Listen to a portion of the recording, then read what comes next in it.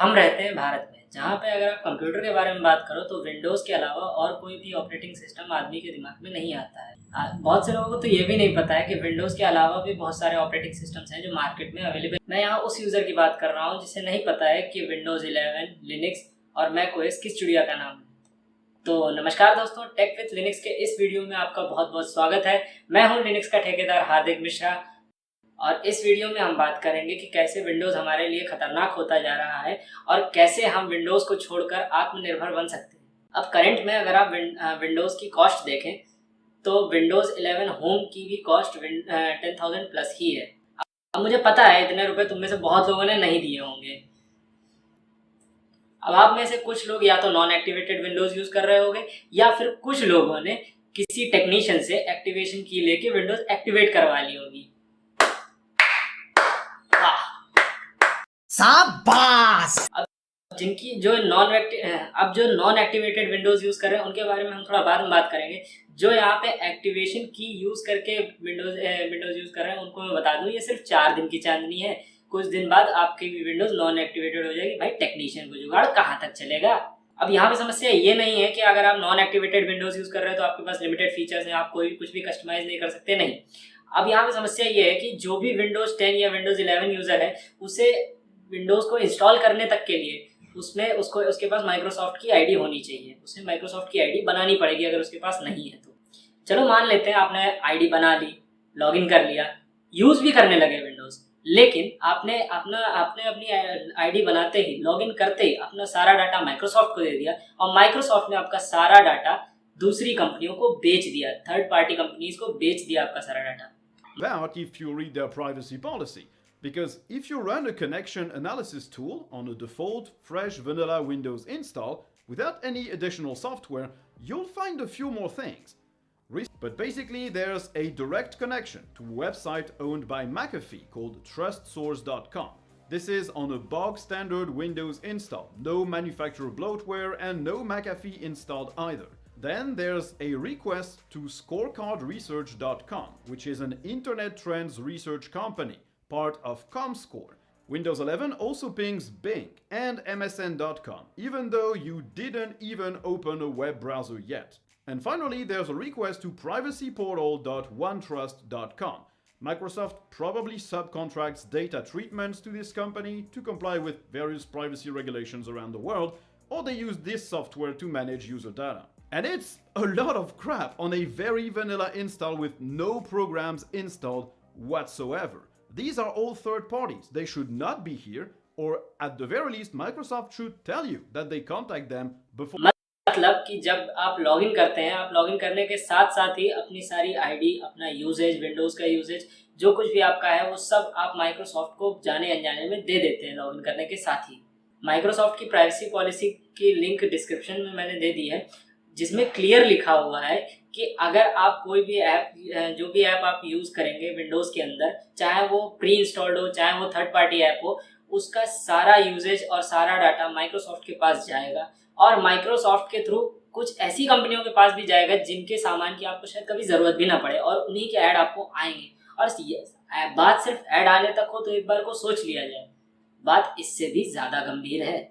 और इतना सब जो कुछ भी मैंने अभी बताया कि सब डाटा माइक्रोसॉफ्ट के पास चला जाता है, सब यूजेज चला जाता है, इतना भी सिर्फ तभी होता है जब आप इंस्टॉल करते समय जो टॉगल्स आते हैं ऑन करने वाले कि ये परमिशन, आप जब ये सारे ऑफ कर देते हो, सारे टॉगल डिसेबल करने के बाद भी आपका यूजेज और आपकी आईडी माइक्रोसॉफ्ट के पास चली जाती है। अगर आप उन लोगों में से हो जिनको सिर्फ ओके क्लिक करके इंस्टॉल पे क्लिक करना आता है और इंस्टॉल कर लेते हो, तो भैया आप सिर्फ इतना नहीं दे रहे हो। You're gonna send a lot more.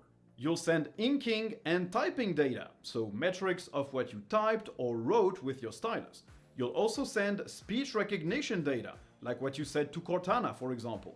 There's also the activity history, so every document you opened, every website you visited, and the like. And fortunately, all these things can be disabled. Unless you're in the insider program. आप इसके अलावा आप क्या type कर रहे हो, आप कौन सी वेबसाइट विजिट कर रहे हो, आपकी किस वेबसाइट में आपका क्या डाटा है, आपकी आईडी क्या है, किस वेबसाइट में आपने कौन सी आईडी लगाई है, आप क्या ऑर्डर कर रहे हो, ये सारी की सारी जानकारी माइक्रोसॉफ्ट के पास जा रही है।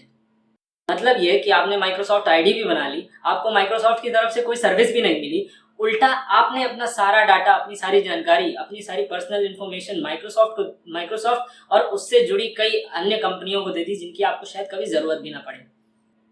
अब मुझे पता है आप लोग यही सोच रहे होंगे कि अगर विंडोज़ इतनी ही खतरनाक है तो हम उसके अलावा फिर क्या यूज़ करें? मैक ओएस का लैपटॉप खरीदने के लिए अगर हम दोनों किडनी भी बेच देंगे तो भी हमें नहीं मिलेगा। अब मैं यहाँ पे प्रचार तो नहीं कर रहा हूँ, लेकिन हमें लिनक्स की तरफ ज़रूर जाना चाहिए, क्योंकि लिनक्स इंस्टॉल करने के आपको कई फ़ायदे मिलते हैं, जिनमें से मैं कुछ आपको अभी यहीं पे बताना चाहूँगा। पहला फ़ायदा कि आप लिनक्स को खुद ही इंस्टॉल कर सकते हैं, आपको किसी टेक्नीशियन की ज़रूरत नहीं है, अपना लैपटॉप या कंप्यूटर किसी के पास ले जाके उससे इंस्टॉल करवाने की ज़रूरत नहीं है, आप इसे खुद घर बैठे ही इंस्टॉल कर सकते हो। दूसरा, कोई फ़र्क नहीं पड़ता कि सिस्टम आपका नया है या सिस्टम आपका पुराना है, इस ऑपरेटिंग सिस्टम के लिए सब कुछ एक बराबर है।